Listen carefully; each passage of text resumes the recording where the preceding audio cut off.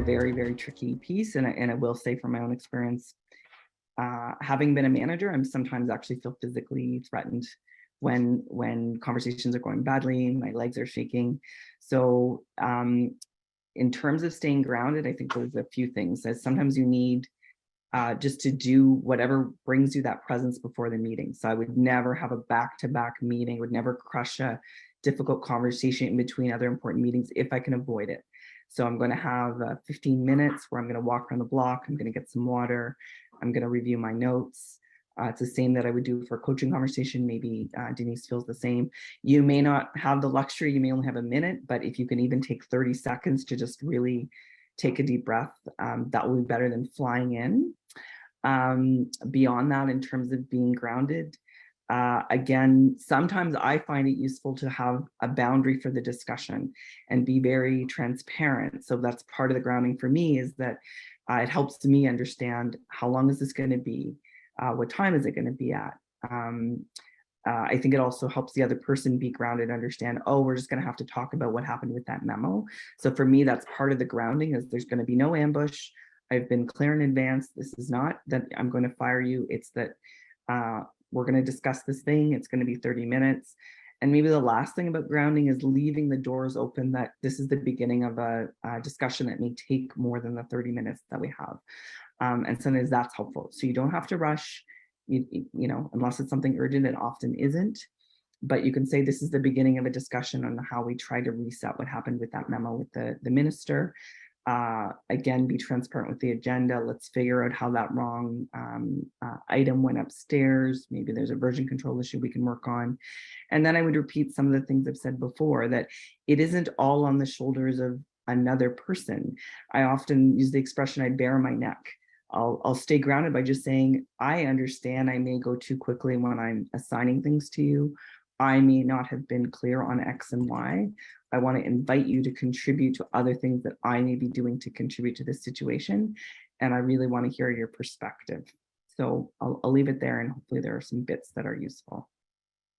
So to add to what Rell just said, which are a really important point, I would add to say that when it comes to when you start to focus on how am I going to look, how do I hold it together, you're distracted, because you're going to spend so much time presenting the right appearance in the professional environment that we've been taught this is the way you have to behave.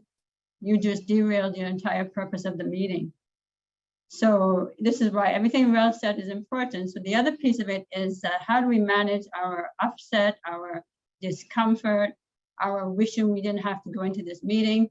How do we unpack all that? And I think it's to really put it into perspective, where whose opinion are you really concerned with in this moment? Is it other people's? Is it mine? Is it, where is this coming from? So oftentimes these situations, whatever you're fearing to go into this meeting about, is triggering something in you. And that trigger is what keeps us from getting to the real motive of what we're hoping to achieve. So the idea is to give yourself permission to just show up to the meeting and give yourself permission to be you.